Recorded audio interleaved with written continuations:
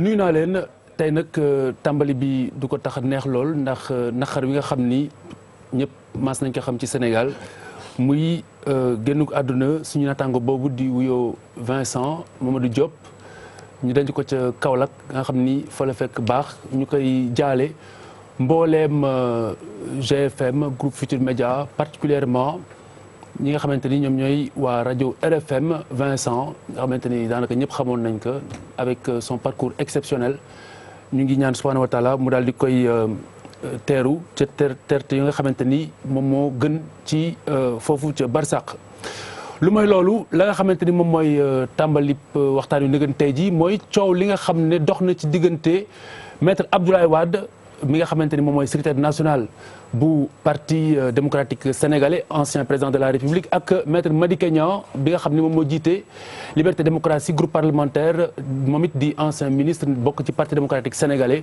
la nga xamante ni moom mooy coow li la nga xamante ni moom mooy li ci gën a fës mooy ci tontunte bataaxal te lépp dellu ci ana kan mooy ki nga xamante ni moom moo war a nekk président wala xëccu ci paluk njiitu réew mi nga xamante ni moom la ñu dëgmal ginnaaw bi ñu junjee ne maître Madické Niang war na ko mën a nekk maître Abdoulaye Wade dellu gannaaw daal di koy tëkkatle daanaka professeur ak Brutus ne da ko jam si ginnaaw maître Madické Niang deltu na gannaaw ci wax jooju waaye la ci solo rek mooy la nga xamante ni xëy na moom la ñu war a mën a pencoo jamono ji muy priorité ci biir parti démocratique sénégalais bi nga xam ne saa bu ñu ko tuddee ku nekk xam na ne doonatul yëfi parti démocratique sénégalais kese ndax bu ñu ne parti démocratique sénégalais dafay bokk ci taarixu mbooleem kuy sénégalais fii ci réewum Sénégal ak bitim réew kon lépp loo xamante ni laal na parti boobu xëy na même bu jéggee wàllu politique dafay laal askanu Sénégal kon Abdoulaye Der ci taxaw seetlu rek ci la nga xamante ni xëy na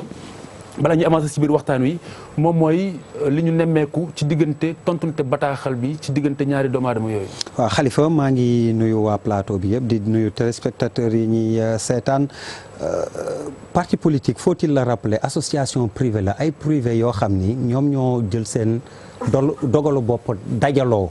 moo tax xëy na léeg-léeg bu ñu amee coowoo wala yooyu soo xamul trop da nga naan ñoom la concerné. wala nañ ko lijjanti seen biir seen potum biir la mais ni nga ko waxee après association privée fu muy mujj kuy yore ji réew mi exactement lu ñëpp bokk moo tax ni ngay wax nit ñi dañ ciy am sañ-sañ wax seen gis-gis indi ci seen xalaat pour le cas de maître Abdoulaye Wade ak Madické Niang man du ma yem rek ci ni ngay wax conflit bi ñu jàpp nii wala boole na leen jota na la leen mais li Madické Niang maître Madické Niang di représenté ci dundu waxaguma la PDS mais maître Abdoulaye Wade maa ngi koy wax ak léegi professeur ñi ngi ci kii ma ne ko ndax nit ñi ngi fàttaliku ni jamono gi mu gënee metti jamonoy Abdou Diouf nga xam ni Abdoulaye Wade daawul gëj kaso kan moo ko doon défendre maître Madické Niang maître Madické Niang moo doon dem prison di ko fa fekk ak bi nga xam ni sax moo gën a garaaw ñu tuumaal ko faatub maître Sey ne moo nekk ci ginnaaw boobu maître Madické Niang moo ko défendre taxawu ko ba parti bi yëngatoo dëggantaan tamit booy seet ñi ci jàpp dëkk maître Madické Niang la ñi ngi wax tamit ci côté këru diine yi rawatina kër Sëñ Touba booy seet maître Madické Niang ku ci incontournable la ba moo tax bu ñu déggee coowoo yu mel nii am seen biir dafay jaaxal nit ñi surtout bu ñu jàppee kan moo ko waral nit ñi dañuy dellu poser benn interrogation ndax doom ji mës na féete maître Madické Niang fa maître Madické Niang féete maître Abdoulaye Wade donte papaam la donc ñuy xool ba ci sax ba ñu ñàkkee nguur gi it gis nañ tamit taxawaay bi nga xam ni moom la mujj am ci parti bi ak doom ji dossier wam bi mu doyee waar xam nañ ne ci ñi ko lijjanti la bokk donc man danga ma laaj mais ma lay delloo laaj ndax jamono ji waa PDS waa kër Wadène waa kër Niangène ñi ngi peese bu baax loolu yëpp ci balance lan lay wundu lan lay tekki. bàyyil ma centré ko Papis. Papis lan lay tekki loolu question laaj bi. non centré naa la affaire bi. mbëkkal man déjà benn mu dénouement wala boog début dénouement bi man moom ma njëkk marqué ci boo xoolee tempérament président Ablaye Wade. du si koo xamante ne très souvent day dellu ginnaaw wala ci ni mu ko defee bu defee lettre di présenter excuse ça veut dire que dafa am lu particulier lu am digganteem ak maître Madické. Oui. Parce que quoi qu'on puisse dire aujourd'hui la seule constante pour man personnalité bi gën a constante ci trajectoire PDS. maître Madické Niang la ce qu'ils ont appelé les années de Blaise der la brossé un peu. Pendant l'exercice du pouvoir xool nga ko moom parce que maître Madické Niang boo xoolee profil am c'est pas un politicien de terrain. Oui. C'est un concepteur, c'est un conseil, c'est un cadre du parti. boo xoolee bu baax du kuy ñëw si ay meeting di wut ay militants. non mais il est au cœur du système démocratique. bi ñu génnee li gën a symbolique il a hébergé l'ex-président chez lui xam nga lu nekkatul ay affaires politiques dafa am lu leen lié. Quand il y a eu pour man malentendu parce que je comprends que malentendu la parce que ñu ngi retrouvé wu di xam ne bon il s'est passé des choses en dessous. mu taxaw am comportement responsable ne non. Au nom de Serigne Touba joxe ay signaux forts. ne il n'en est pas question et il ne sera jamais question de cela.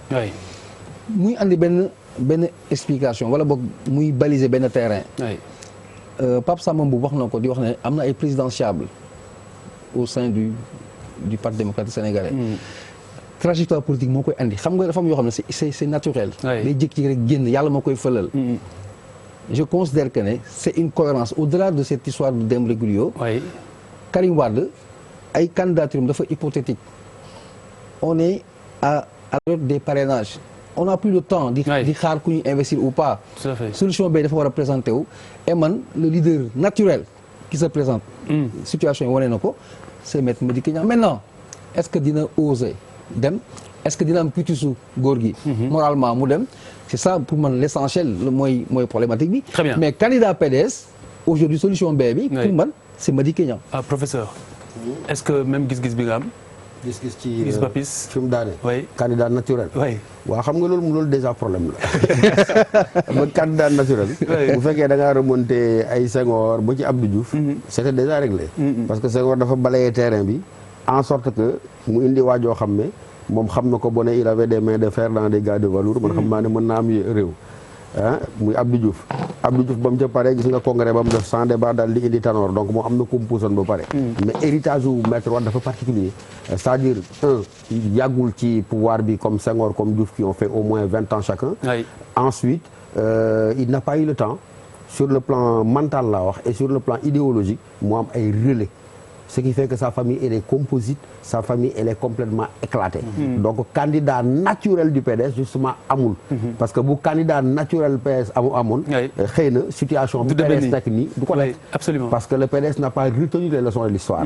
li tas entre guillemets pas tas en tout cas déséquilibré parti socialiste du ko nekk xam nañ ko junj naa ko léegi.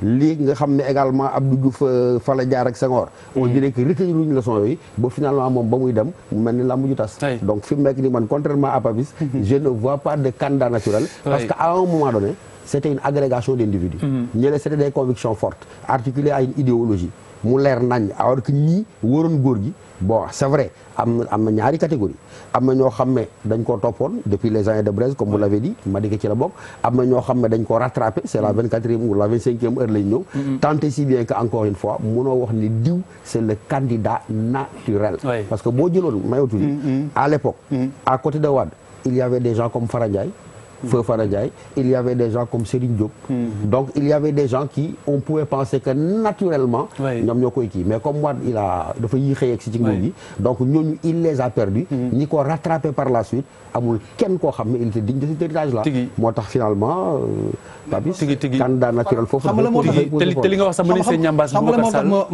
Boubacar Sall étant d'accord avec toi c'est une position mais pourquoi man naturel c'est par rapport au contexte c'est-à-dire que man dama extraire le passé yëpp andi contexte actuellement bi ñuy dund nii pour la simple raison que Maître Madické Niang dafa am légitimité. Papis tu as raisonné. Absolu. Tu as raisonné. waaw et à la fin de ton raisonnement da nga mel ni ku teg benn solution définitive. boo pare xam nga luy soubassement bi.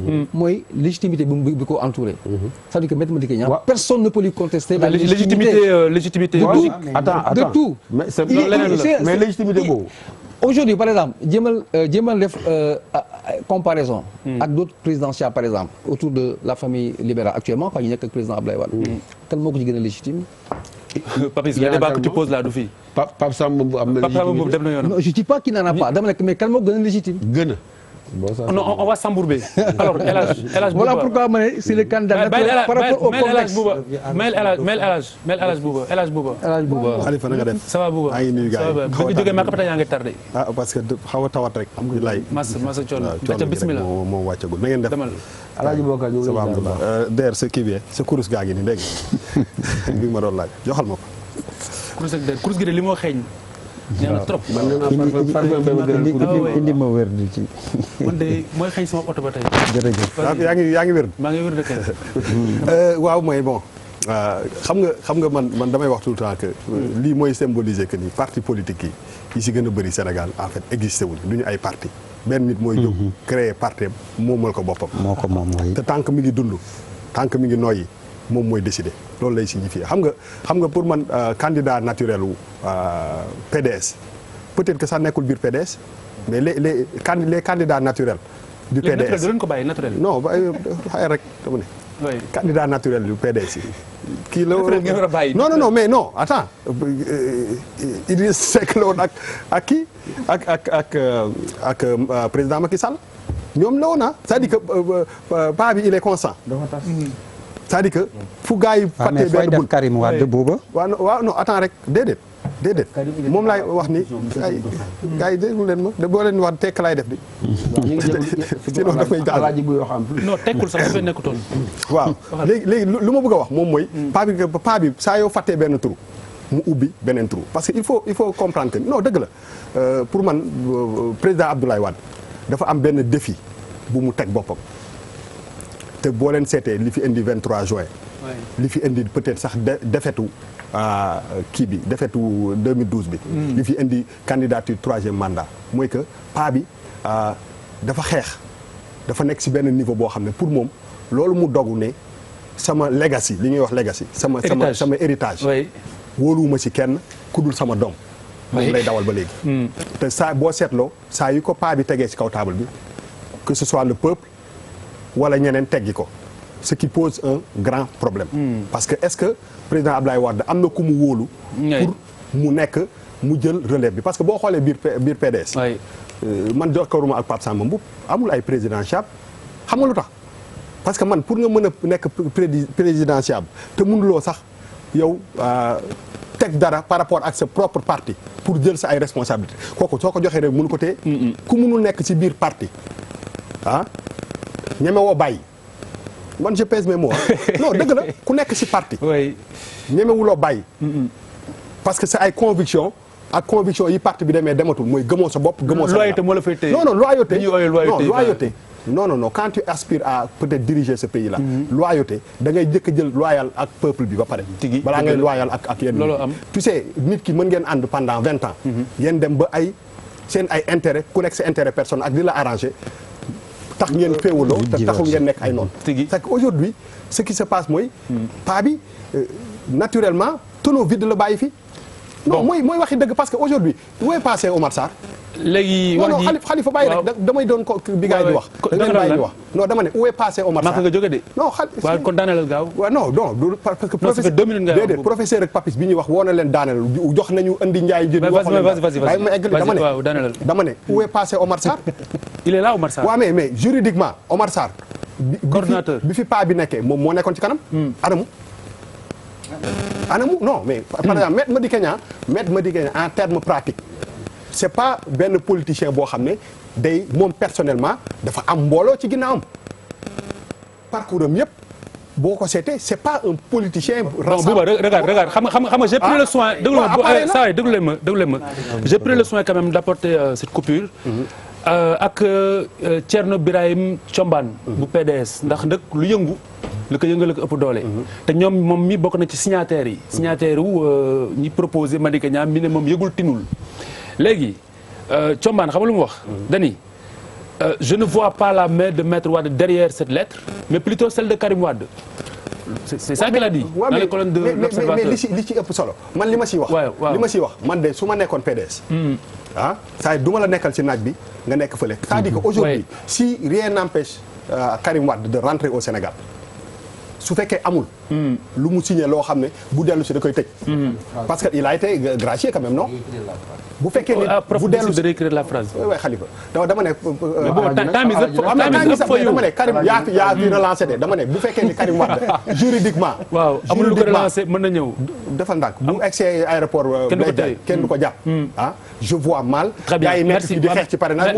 merci beaucoup alors prof looy réécrire fii. non xam nga bu ne je ne vois pas. je ne vois pas la main de Maître Wade derrière cette lettre mais plutôt celle de Karim Wade. mais je ne vois pas la main de Karim Wade sans l'onction de celle de son père Maître Wade. nekkuñu si kii moo contre moom nekkuñu fa vraiment. non on parle de ça. soo leen bëggee émission mu dellu si aussi ngeen wax. non merci de contribuer à l'éternité de mot contre mot.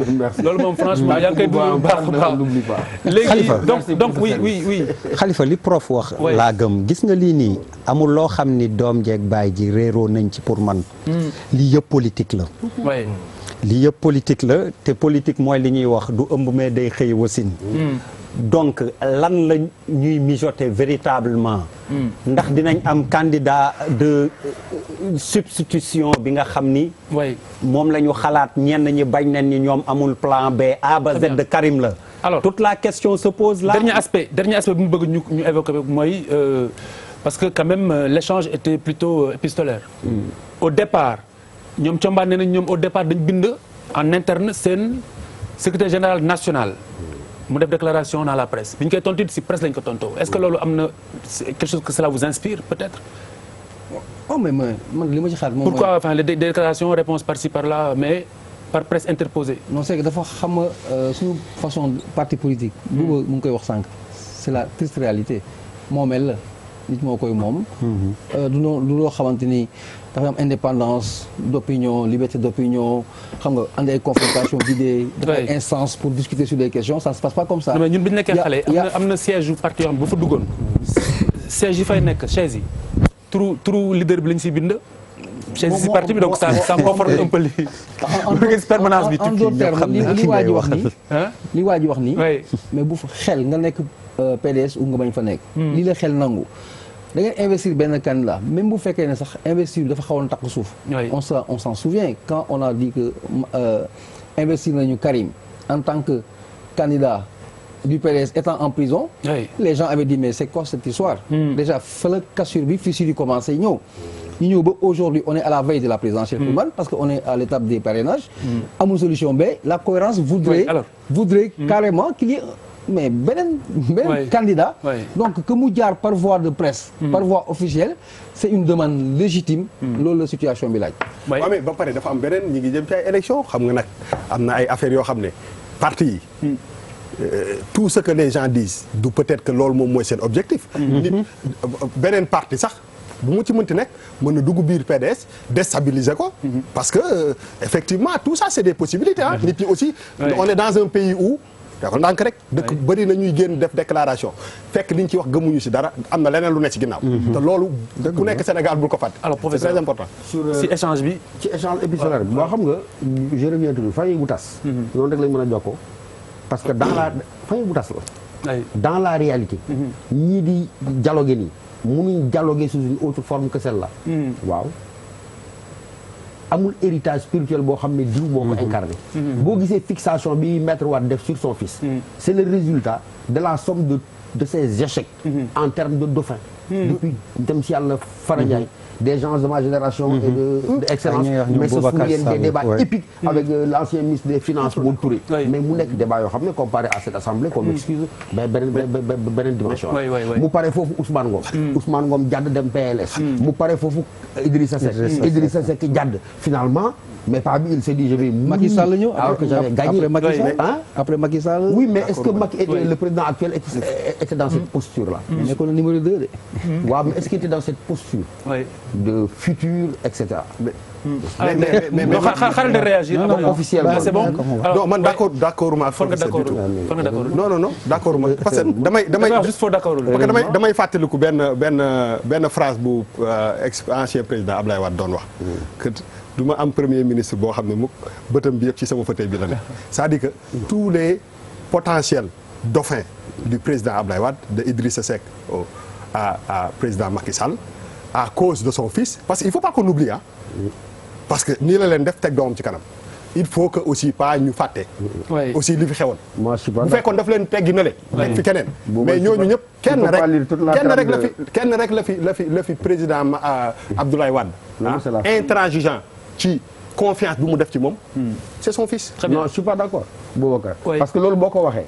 c'est comme si da ngay lire toute la trajectoire fi Wade jaar yëpp. par la fin le fait que mu bëgg a mettre son fils. non c'est pas la fin hein depuis. non c'est pas depuis mais stratégie bi dafa yàgg commencé. c'est pas depuis. ah ben si. son fils est apparu lu ko dab la après lu ko dab la. mais man la rattrapé. non man je parle des dernières 7 années yi passées. waaw dégg prendre ton fils et lui donner 5 ministères. sans vouloir oui ma prendre ton fils. sans vouloir les départager ou jouer à l'arbitre. je suis plus convaincu par li professeur wax. Abdoulaye Wade lu ko dab la. pour man problème mu teg doomam ji lu ko dab la. bon écoutez c'est pas le plan initial. mais attendez ku jël sa doom mais li la ñu daanele on va excuse-moi dafa mel arbitrage. xam nga Bouba dafa am arbitrage Bouba nee na am na benn phrase boobu mu wax noonu. oui dafa am arbitrage. xam nga Da Silva man non Da Silva mooy arbitré non alors Da Silva mooy arbitré waa déglu ma non pourquoi ngeen ñu arbitré alors non déglu ma fii tout le monde est joueur waaw kenn du ma arbitré non waaw léegi da ngay déglu kenn doo ma arbitré waaw déglu ma Pierre mooy arbitré nee nañ c'est pas le projet de Wade c'est le projet de la première dame enfin de l'ex-première dame. non c'est ça son arbitrage. Ça c'est l'histoire officielle. N'est-ce pas? Oui. Nous on parle de l'histoire officielle. Donc Pierre tu sais c'est l'aspect officiel de celle qui est connue. ku jël 5 ministères jox ko sa doom tu vas en faire un président. Oui, prof rapidement. Il s'est débarrassé de ces premiers ministres là. Mais pas parce qu'ils voulaient s'en débarrasser, mais ils ont montré un peu trop d'ambition. Ah, bien sûr. Très bien, on va revenir tout de suite pour aborder premier thème mu waxtaan wi tey. Tout de suite, on revient dans un instant.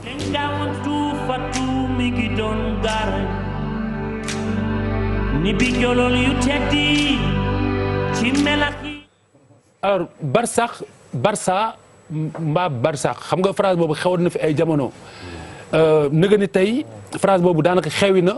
mais ba tey doomu aadama yi ñu ngi braver désert bi di jël ay gaal di jéggi géej gi pour dem tugal tey nag dañ fi am gan goo xam ne c'est même un privilège de l'accueillir ici muy son excellence Abdou Khadre Agne nekkoon na Niger lu ëpp fukki at ginnaaw gi mu nekk fa ambassadeur toogal fa réewum Sénégal liggéey fa ci wàllu woowu lu am solo ndax ku nekk xam ne Niger bërëb la boo xamante ni xeetu transit la pour ñi nga xamante ne ñoom ñooy jóge jaare foofu pour yëg si kaw a kaw jaare Libye yu demee noonu léegi mu war a dem ci njeexteelu weer wi rejoindre Madrid foofu la war a dem fa nga xamante ni moom mooy ca Espagne ngir daal di def li nga xamante ni moom mooy liggéeyu consul général kon du ñu def loolu dalal ko tout de suite son excellence salaamaaleykum. waaleykum salaam. ana waa Niger. bi nga atterrir yàggul. non il y a 4-5 jours. Voilà, donc c'était vraiment un privilège. Situation bi tey pour aller très vite direct to the point si Bouba ne me corrige pas straight to the point voilà merci beaucoup prof. Ok thank you teacher. waaw après ñu xool tey ji bi ñu doon def le point de la situation par rapport ak bërëb boobu ak phénomène bi lan la ñuy wax. Khalifa maa ngi lay remercier d'abord si invitation. Non, ne me remerciez pas, c'est un privilège. Ben oui, mais vous savez, c'est un honneur de vous recevoir. Sur l'autre côté de l'écran et ça change pas mal de choses. Tigi. Donc dama bëggoon commencer nuyu sa naataango yi vraiment les amis qui sont sur le plateau. Malheureusement, il y a ni Birima ni. Voilà, donc j'ai vu qu'il manque Charles, il manque Birima. Mais gars yaa ngi nii. donc vraiment di leen nuyu di leen ziar yéen ñëpp. Merci. Et puis di am une pensée pour votre collaborateur qui est parti, Vincent. di ko ñaanal yàlla fa mu jëm. Amiin. Yàlla yërëm ko baal ko jégal ko ay bakkaaram. C'est toujours difficile de perdre un collaborateur. Absolument. Alors di wax ni aussi on est content sur seen format bi. maa ngi koy wax sànq professeur ma ne ko dans les grandes démocraties. format yu mel nii dafay am parce que c'est des formats polémiques quoi. Tigi. Voilà, ça fait sortir de l'ordinaire. Et donc franchement on vous encourage. Merci. Maintenant pour venir straight to the point comme tu dis avec ton grand ami Bouba. Oui, ça me quand même corriger moi. Migration, c'est vrai que Niger, man, ça va faire 15 ans que je vis là-bas. Alors pour la petite histoire, j'étais parti pour faire juste 6 mois. Puis bon, après voilà, c'est pas mal, voilà, et puis alors le Niger, c'est un pays particulier parce que la migration, en tout cas la migration terrestre, parce que yaa ngi wax Barça ak Barsakh, ça c'était les gens qui partaient beaucoup plus avec des embarcations sur la mer. Mais migration bi, c'est la migration terrestre. Ça veut dire c'est des gens qui partent, qui prennent le Mali, Burkina, ñëw. Jaare Libye yooyu. Voilà, yéeg et puis ils arrivent à Agadez que moi j'ai qualifié de voilà la porte du voyage sans retour, ce qu'on disait sur Gorée, parce que c'est de ça qu'il s'agit, c'est la porte du désert. Ouais. Et donc le Niger est le pays soo bëggee bu ñuy wax qui cristallise toutes ces difficultés là. Parce que soo bëggee comprendre migration soo ñëwul foofu dina am tuuti lu la dese. Voilà, parce que Afrique centrale, Afrique de l'Est, Afrique de l'Ouest xale yi dem yëpp point focal bi foofu la. Ils viennent à Niamey, après ils montent sur Agadez. Niamey-Agadez, c'est on va dire 900 kilomètres.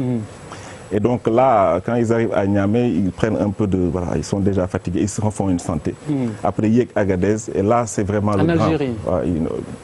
Libye-Algérie. Libye-Algérie. Ils arrivent à Agadez, il y a 2 grandes routes. ñaari yoon ñii di jëm Algérie par Tamanrasset et puis ñeneen ñi jël yoonu Sabha, Gatro, etc. pour dem Tripoli. Mais si tu veux côté bi gën a metti bi attirer attention bi mooy yoonu Libye bi. Parce que en fait c'est cette route là après qui mène vers la Méditerranée. te li may faral di wax mooy xam nga li xew ci Méditerranée bi. chaîne occidentale yi di ko wane muy def buzz.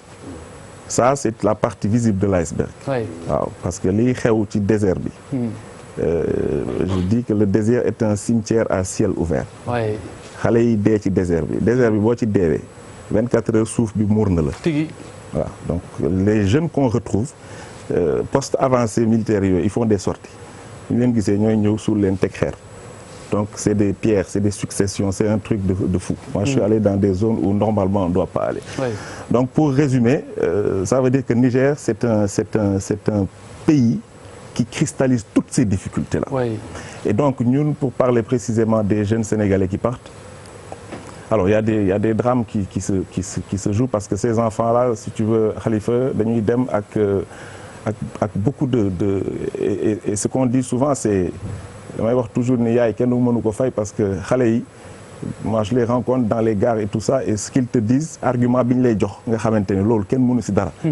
mooy wéy ñun xam nañu ni yoon bi metti na xam nañu dee mën na si am mais ñun jàpp nañu ni dee nañ ba pare. mais bu ñu deewee au moins dinañu ni sama yaay jéem naa. C'est très compliqué. Migration dafa am li ñuy wax ni mais j'ai coutume de dire je veux pas trop monopoliser la parole. Peut-être que dinañ gën a xuus ci biir on est tous responsables. Mais les plus grands aspect psychologique bu doy waar boo xam ne dañ koy occulter très souvent. Oui, parce que les parents et surtout les mamans dañuy jaay li ñu am pour xale bi dem. Mais ça il faut le dire. Parce que aussi sur 100 jeunes yenn saa yi day am ñuy rëcc. man gis naa ay xale yoo xamante ni j'ai un ami Samba Dali que je salue au passage. Il vit à Pierrefitte. Très bien. Il y a un gosse koo xam ni aujourd'hui moom yoonu Libye bi la jaar. Il s'est retrouvé là-bas depuis 5 ans. moo ko yoreel ay camions am di ko liggéey xale buy dem fii jóg am na liggéey boo mën. Très bien. Alors ñooñu rëcc. Au bout d'un 2, 3, 4 mois. dañuy commencé yónni tuuti euro. Donc il change l'économie de la famille. Et la voisine elle regarde elle dit mais Khalifa yow da nga ñàkk jom.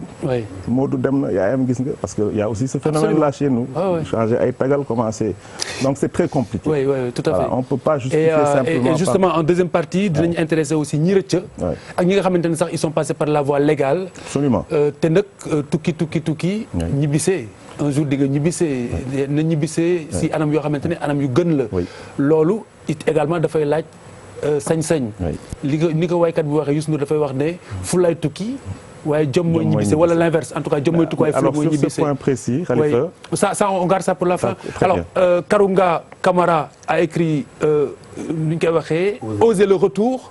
Donc on va y revenir en deuxième partie bu fekkente ni déjà lii son excellence wax léegi am na loo si bëgg ñambaas tuuti balaa ñuy avancer. waaw avant tout je voudrais nuyu la Khalifa nuyu waa plateau bi yëpp. C'est vrai qu'on a l'habitude de voir ces visages.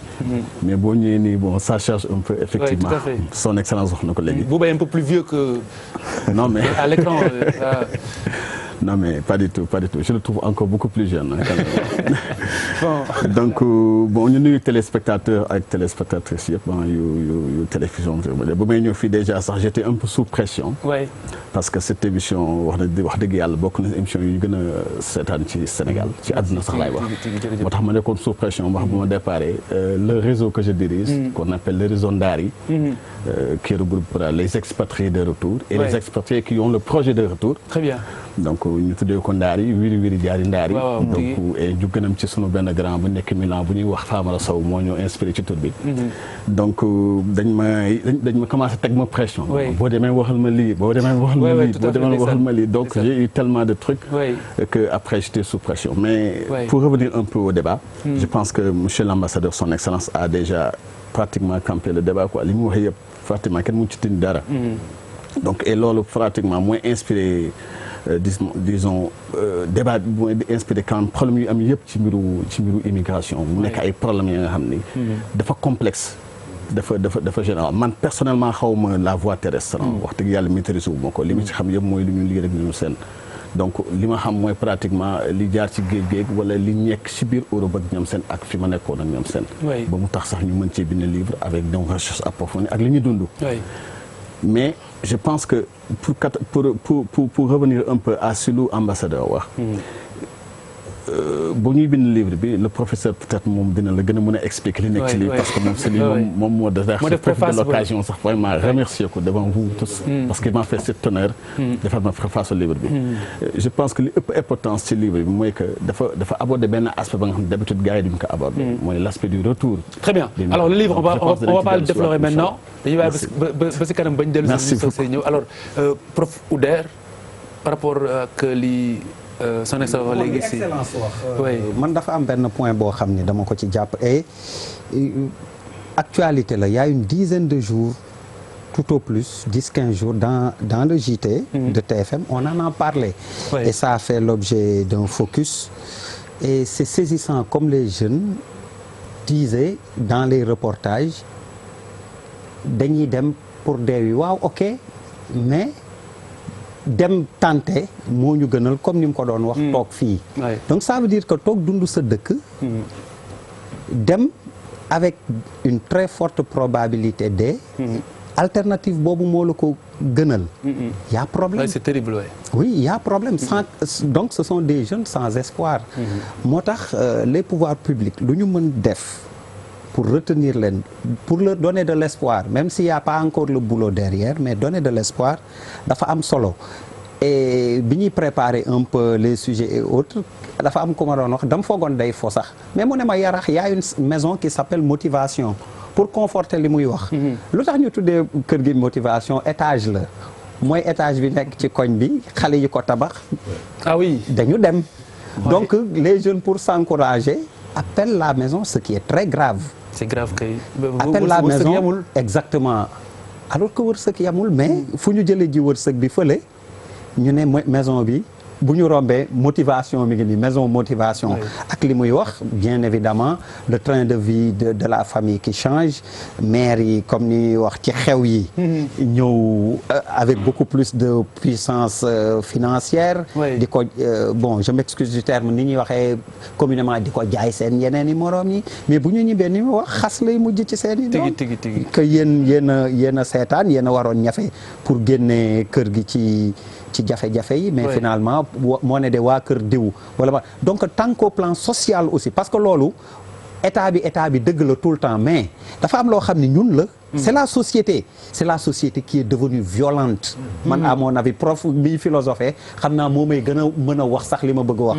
mais ça c'est de la violence qu'on exerce aussi sur les enfants issus de la société. yooyu yëpp dañ ko war a xoolaat. donc immigration bi du rek niñ ko résumé dugg ci gaal yi dem Frontex. wala topp désert bi comme il dit non facteurs yi dafa bëri te dafa commencé ci suñu biir kër yi nañ ko xoolaat. prof. waaw benn phrase la rek ci l'excellence wax mooy nous sommes tous coupables responsables. ça veut dire que ñun même ni ñuy dundee suñu type de rapport yi ñu entre ñun dafay favoriser loolu. maanaam logique boddi moo fi nekk logique marginalisation logique exclusion ba nga xam ne mais dafay jafe pour nga réaliser wu fi autrement que par loo indi sa poste teg ko ci kër gi.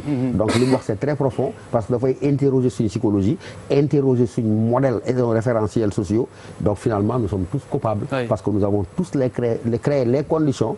pour que nous soyons violentogènes. et qu'on ait d'autres alternatives que la mort. oui alors.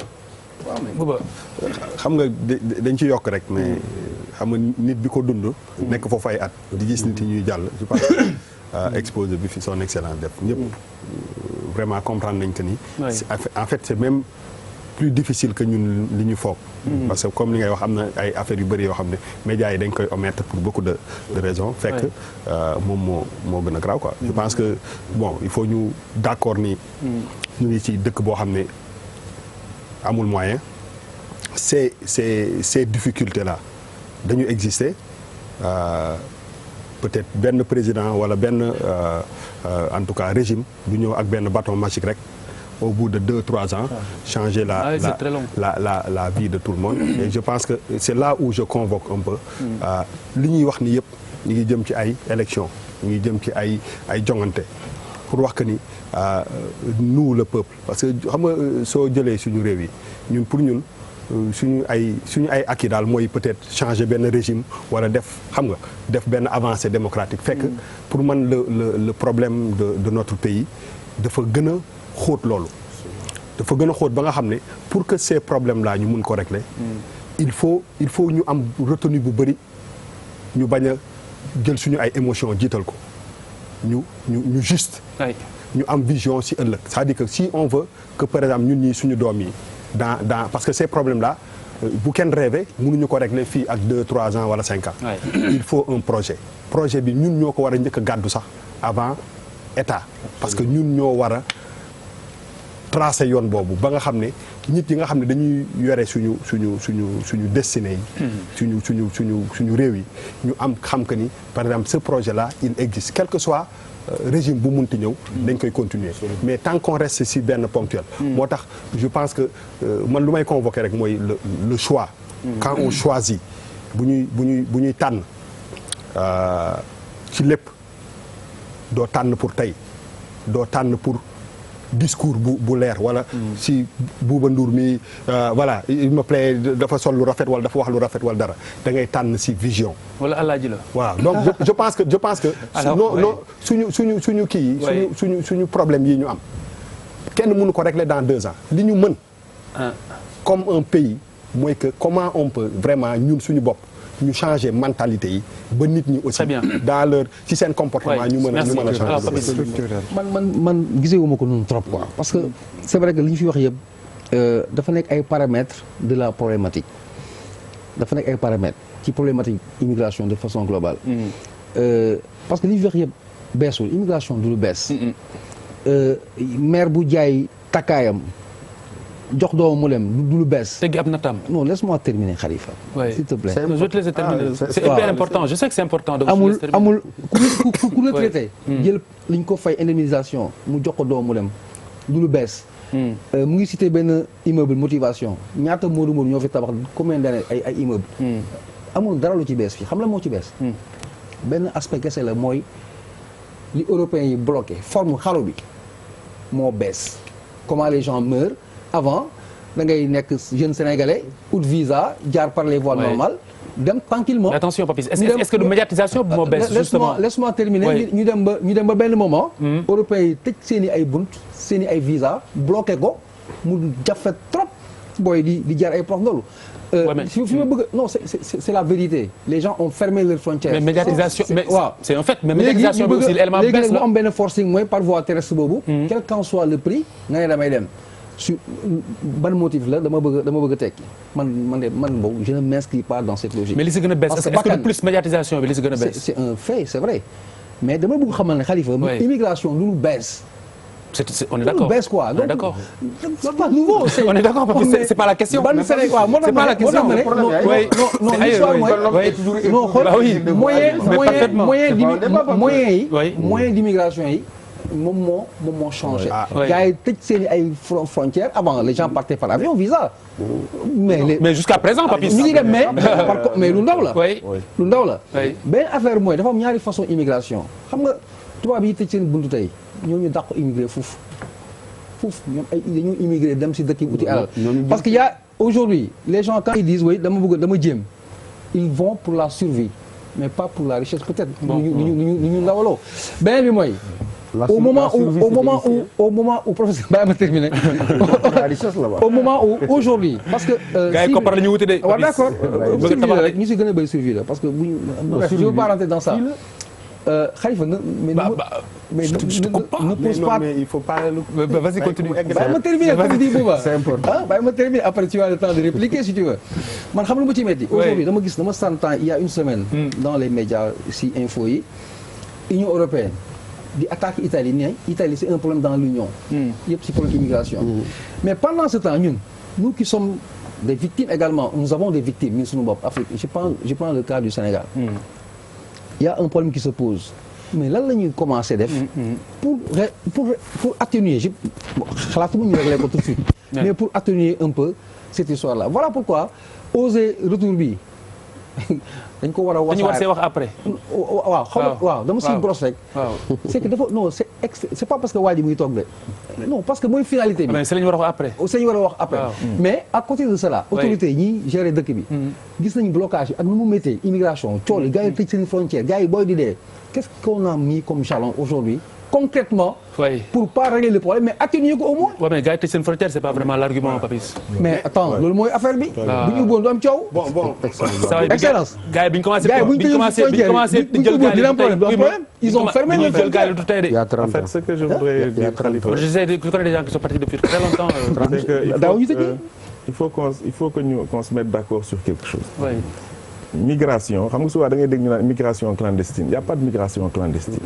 Clandestine mooy lu kenn gisul ça c'est une migration irrégulière c'était clandestine avant la woon le terme là il faut le bannir mooy boo fexee ba dem nga nëbbatu léegi c'est irrégulier dañuy jël yoon yoo xamante ni yoon mayewu ko parce que l'irrégulier mooy nga wut visa jël avion wala jël mais ñoom ils prennent des chemins détournés donc loolu la mais xam nga migration am na ko fi wax kooku depuis la nuit des temps et il faut pas rêver migration zéro amul du am abadan mais ce que je voudrais dire fi ma bëgg teg suma loxo te am na benn kooku xam naa ni peut-être professeur lire na ko Felwine Sarr bind na Afrotopia faut lire Afrotopia benn moment mi ngi wax benn phrase mu ni ces jeunes migrants réclament leur droit à une vie meilleure ils bousculent un ordre géopolitique qui leur est imposé absolument loolu lu muy firndi xam nga la notion de territoire géopolitique en fait c'est la notion de territoire dëkk yi ak li muy ëmb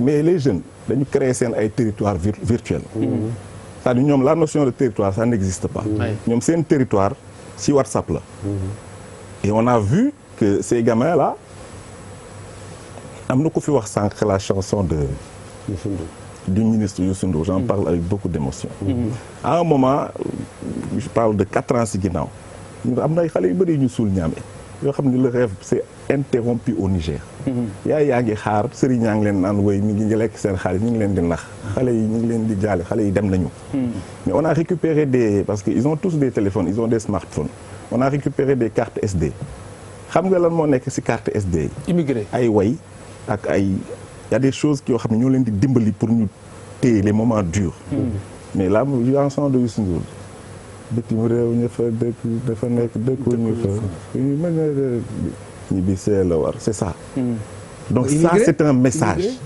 je l'ai dit au ministre Youssou Ndour il était au Niger il y a 2 mois il est venu ma ni ko monsieur le ministre yow da nga am rôle boo war a jouer ci migration mu ne ma lu tax ma ne ko mais parce que yow ta chanson immigré kañ nga ko way oui ñun temps ñuy dem di baale ki dañ doon le visionnaire la woon mais qu'est-ce qui a changé entre temps alors j'ai parlé de Fermine Sarr am na benn auteur bu tudd Tommy Nathan c'est un psychologue il a résumé mu ni xale yi jóg di dem dañuy jóg xam nga la notion de honte moo leen di yóbbu ils partent parce que dañu bëgg faj gàcce parce que la notion de sama yaay et ils espèrent lan le succès am ndam en fait ça se joue autour de ça on quitte la honte on espère le succès ils veulent pas rester là-bas ils veulent revenir changer l'économie de la famille loolu la mais li ma bëgg wax mooy le prétexte de pauvreté ndóol du ndóol mooy justifier xale yi dem xale yi ku ci nekk koo gis am na su xëyee lu muy dóor pour am dara pour parler le temps xale yi ni ñuy waxee mais li am mooy li Felwine di wax c'est-à-dire gis nga Khalifa yow xam nga tey yow yaay modéré émission bi ma lay ci encouragé di féliciter vraiment ak affaire bi format bi ni mu demee mais yow kan moo la mën a tere nga am ambition wu yokk sa ça c'est inné à l'être humain mais ñoom il faut pas oublier 90% de ces gamins là jànguñu ils sortent des zones défavorisées et c'est là kenn wax na fi lan la état def papis mais xam nga y a un programme qui n'est pas très connu ci programme yi état bi tëral xam nga PUDC la nit ñi gën a xam mais xam nga Puma c'est un programme boo xamante ni bu ñu ko accéléré day régler problème pourquoi les études montrent avec l'Organisation internationale des migrations que 80% de ces jeunes partent des zones frontalières. Très bien alors mais en attendant dañuy jóg di dem parents yi sax yëguñu ko. léegi donc si tu règles le problème de pauvreté dans ces zones. dafa am lu am solo tu diminues le problème. dafa am lu am solo son excellence dafa am lu am solo loo xamante ne nii aussi il faut ñu souligner ko parce que yaa ngi jógee Niger.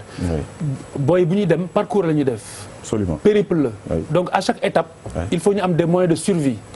donc dañuy dem si ay bërëb. daan seen doole en attendant ñu mën a defaat beneen étape. mën na bëgg nga nettali ñu. anecdote yi la gën a marqué foofu par rapport ak booy nga xam dañu doon dem di liggéey seen diggante Niger ak Algérie ak yi fa jot a jànkonteel parce que c'est important pour ñi nga xamante ne ñoom am nañu ambition boobu aussi ñu xam lan moo leen di xaar. alors xam nga problème migration dafay ëmb lu bëri day laal question wu libre circulation des personnes. xam nga yàlla traité de la CEDEAO. qui dit que citoyen CEDEAO am na droit wu jóg su amee carte d'identité dem ci dëkk yi sans que ñu sonal ko mais loolu problème la xale yi bu ñu demee y a un poste qui s'appelle Kanthiari entre le Niger et le Burkina mais foofu boo fa demee yal na la yàlla nëbb li xew foofu ah oui li fa xew les gamins sont victimes de comment dire de pression dañ leen di sonal.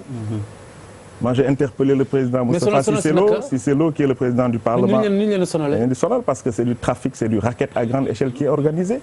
Le transport de surface est organisé de telle sorte que tey chaque jour am na bus bu fiy jógee dem Niger chaque jour am na buy jógee Niger ñëw fii. Et en fait, c'est le transport de surface qui a accéléré le problème de la migration terrestre. Ça veut dire que Niamey Dakar 60 000 francs lay jar billet bi. 60 000 francs xale yi dañuy débrouiller rapidement am ko.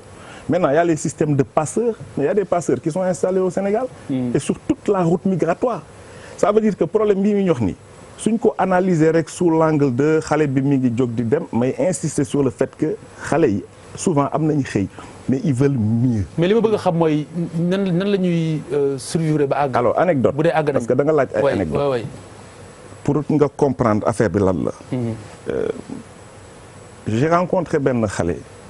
Alors parce qu'à un moment moi damay dem ci gare yi les gares de transport la nuit parce que li gën a metti c'est au départ de Niamey alors là ils partent ak parce que xam nañu fi ñu jëm ils savent alors am na si kenn dañuy toog may wax moom parce que dafa ko téye poñe ko quasiment ni ko mais yow alors c'est extraordinaire koo ci gis mi ngi yore photo sëriñam ci dënnam alors y en a un dama ko xool ma ni ko mais yow murit nga mu ni ma waaw xanaa gisoo sama sëriñ ma ni ko waaw gis naa sa sëriñ ma ni ko yow est-ce que xam nga ni yow boo demee su la yàlla dimbalee ba nga egg ci Méditerranée bi dugg gaal 99 chance da ngay suux ma ni ko mais man li ma jaaxal Serigne Touba ku ko gëm waroo lab ci ndox tigi non dafa julli ci kaw géej gi tigi donc on a eu cet échange là ma ni ko man mënuma comprendre ku ni dafa gëm Xaadimu Rasul takk photom di lab donc sa gëm-gëm des na.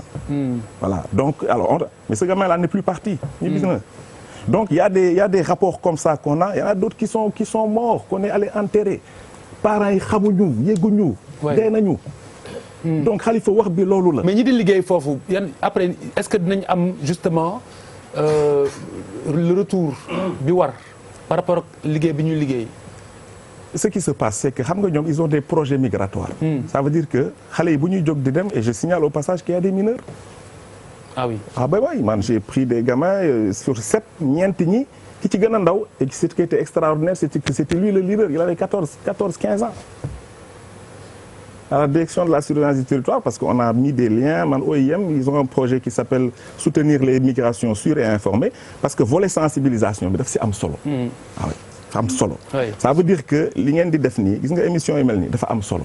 mais lii rek doyul. parce que il faut aller dans les zones de départ. oui bon, je voulais juste qu'on revienne sur l'exploitation dont ils sont victimes. En cherchant des moyens de subsistance d'ici loolu am na loo si jot a dund am na loo loolu c'est du par exemple je vais venir sur ce qui se passe en Libye. oui xam nga Libye tey ngeen fi ay temps si ngeen génne fi benn document. ni vente d'êtres humains il y a eu une émotion collective. tout le monde s'est ému. ça nous on l'a écrit depuis belle lurette. oui je n'ai pas attendu CNN pour signaler ces choses-là. J'ai des documents que je peux vous montrer. En fait c'est pas de l'esclavage. xam nga esclavage mooy nga jël nit def ko contrainte par corps et puis avec un but nga liggéeyloo ko pour génne xaalis. non Libye il faut comprendre ce qui se passe parce que Libye soo ko génnewul il faut doo mën a comprendre phénomène migration. wax nañ fi ay Frontex tout ça mais gis nga Libye il y avait quelqu'un qui s'appelait Kadhafi en Libye. tout était gratuit. ngay takk jabar package oto dañ la koy may tu as tout. Kadhafi il travaillait avec les communautés. Kadhafi boo nekkee ambassadeur ñëw soo présenté lettre de créance il te reçoit plus. il travaille avec les communautés africaines. Kadhafi dafa graawoon parce que moom roi des rois d'Afrique la bëggoon nekk. donc communauté sénégalaise communauté gambienne communauté daf leen di dooleel. yaa ngi dégg. et donc subitement ce monsieur là dañ ko boom le service après-vente n'a pas été assuré il faut qu'on le dise. man du ma dugg ci kan moo ko def nit ñi xam nañu l'histoire elle est récente. alors subitement dëkk boobu tàkk y a plus d'état. il y a l'état national avec le gouvernement central il y a Khalifa Haftar de l'autre côté. mais loolu booy li gën a fës mais il y a presque 200 à 300 milices. le problème c'est pas Tripoli. oui waaye Gatro Sabha Misrata dewal foofu c'est des circuits qui ne sont pas sécurisés. les gosses sont piégés. oui et là-bas ce qui se passe c'est que il y a des armes qui circulent. donc ñi nga xam ne ils avaient tout gratuitement subitement ils n'ont plus rien ils ont des armes ils prennent 50 migrants dugal leen si benn kër tëj jox la téléphone portable ñu la woon sa ay. soo fayee 200 000 ñu libéré la. oui on en a parlé ici oui vas-y. c'est ça la réalité. man en fait parce que des fois ma nekk si benn situation boo xam ne dafa am à 2 reprises d'ailleurs am na kenn ku ñëwoon fii ci émission bi am keneen ku ma dajal. man li may gën a interpeller si problème bi mooy dafa bëri ñoo xam ne dañuy dellu c'est-à-dire que dañuy dem ñu indiwaat leen. ñu demaat quoi. ça veut dire dafa bëri am na benn boy bu ma dajal di ko laaj ma ne ko est-ce que tey jii je lui ai posé la est-ce que mu ne ma damay dellu damay dajalewaat damay dellu. mais Fallou fii la toog ne damay delluwaat. moom lay wax ni ça veut dire mais est-ce que gars yi même bu ñu demee ci yoon bi am ay problème dellu si est-ce que dinañ ci jàng dara quoi. dinañ ci jàng donc je pense que man personnellement liggéey bi dafa bëri. voilà préparation même psychologique bi par rapport ak. mais sur ce point-là Bouba juste une petite chose. léegi de plus en plus. parce qu'il y a des systèmes qui se sont mis en place. d'accord Frontex moom la nit ñi gën a xam mais am na yeneen système c'est les centres de rétention ñu koy wax les hotspots. L'idée des hotspots au début c'était sur les territoires européens. c'est-à-dire opinion publique occidentale bi moo ko bañ. mais qu'est-ce qu'ils ont fait ils ont proposé ça à la Libye bañ mais am na ay dëkk yu mënul cité yu ko nangu parce que am na lu ñuy espérer aussi. ñun on a refusé ça heureusement. parce que c'est ça la réalité. Oui. donc ils ont fait descendre les problèmes ci suuf avec des systèmes de way OFPRA dañ koy wàccee xale yi on va les mettre dans xale yi léegi bu ñu dellusee je te dis Bouba à 90% ils ont tellement souffert que y en a 7 qui sont venus c'est dommage yónnee naa la vidéo. oui mais c'était pas de bonne qualité. je peux voilà pas le diffuser, c'est-à-dire que ce qui se passe c'est que et c'est là où c'est important les politiques qu'on peut faire parce que man pour man le diagnostic est fait. oui. Donc il faut lan so what qu'est-ce qu'on fait? Oui. Et le qu'est-ce qu'on fait c'est que on a des enfants yoo xam ne ils ont quitté le pays en pensant que fii dafa metti. Mais ils reviennent en disant ndekete ñun suñu dëkk bi xaw na neex. Attention. Excellence foofu lay bëgg a yeggale parce que en réalité pour man le problème fondamental c'est à 3 niveaux. D'abord c'est un problème d'information. C'est que nous n'avons pas la vraie information. Jeunes ñi ngi fii ils n'ont pas la vraie information. Et même ñi nekk bitim réew sax parfois ils n'ont pas la vraie information. Deuxième problème c'est un problème de formation, mais je parle de la vraie formation. Et troisième problème bi problème orientation la. La vraie orientation. Pourquoi information? Parce que li ñu fi wax yëpp aujourd'hui boo mosaan tukki nga dellu si taxet benn jeune nga ne ko mu ne la mais grand fële nga ne ko mais booy Europe métti na wala quelque chose. danaan la mais lu mu dee foofoo tane fii. da nga iñaan la yow sax. waaw wala da nga iñaan. lu tax ngay dellu. Et pourtant ce n'est pas tellement vrai ça. Parce que aujourd'hui bu fekkee da nga bëgg construire ce futur. Opportunité yu nekk Afrique nekkul fenn. nekkul feneen ci la preuve. y en a pas. Mais cette information ces jeunes là ne l'ont pas. tigi. amuñu ko ou bien c'est-à-dire que y a un travail à faire là-dessus. duñ ko gëm voilà c'est-à-dire que mun nga taxaw ak benn jeune explique lu bari. mais pour toll nii l'Afrique offre plus d'opportunités que n'importe quel autre continent actuellement. Mais cette information là dañ ko war a gën a vulgariser nit ñi gën koo xam. Bon beneen problème bi nag mooy que parfois da ngay xam ñu xam information parce qu'ils refusent de l'admettre. moom moo lay wax mooy problème deuxième problème bu ñuy wax problème de formation. et wax nañu fi léegi c'est une formation. waxuma ay formation métier parce que. très bien Afrique moom. ordonnance yi booy xool tous les métiers am nañu ci ay cadres ak ñoom seen. mais je parle de formation psychologique. je pense que on a un problème mental bu ba doon wax léegi. bu ñu war a travailler bu baax et je pense que dans le livre sax abordé nañu ko bu bari quoi. très bien merci beaucoup alors son excellence balaa ma lay bàyyi nga développer aspect bi nga xamante ni xëy na moom moo la gënoon ñor ci débat tey bi nga koy projeté sa bopp avant ñu avancer. alors li ma bëgg a wax mooy damay féliciter son livre là c'est parce que le titre il est très parlant. Et tout est là. Il faut revenir. xam nga il y a un complexe qu'il faut casser. Ces enfants là ils ont un complexe de l'Occident. Le mythe de l'Occident c'est terminé. Eldorado. jeex na. L'Occident ça se saurait si c'était l'avenir. L'avenir c'est l'Afrique. L'avenir c'est le Sénégal. gis nga notion de gëm sa bopp il faut ñu inculquer ko xale yi. Et qu'on leur montre des exemples. Tu sais Khalifa quand ces enfants là partent dañuy dem def ay vendanges di witt ay pommes ñu leen di fay. koo fi ni kay dem ci dugg dans un domaine agricole communautaire mu na nga ko yàpp. Mais c'est pas de leur faute, il faut leur expliquer. Absolument. Le farmer américain le week-end il est dans sa pick-up VIP tabax na këram. Le paysan français il a une qualité de vie. Donc ñun il faut juste regarde le PRODAC. Le programme des domaines agricoles communautaires.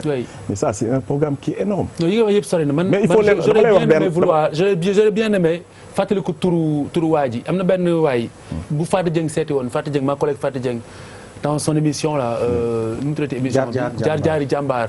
waa ji mu ngi génne Sorbonne. ubbi toolab kaani di bay kaani.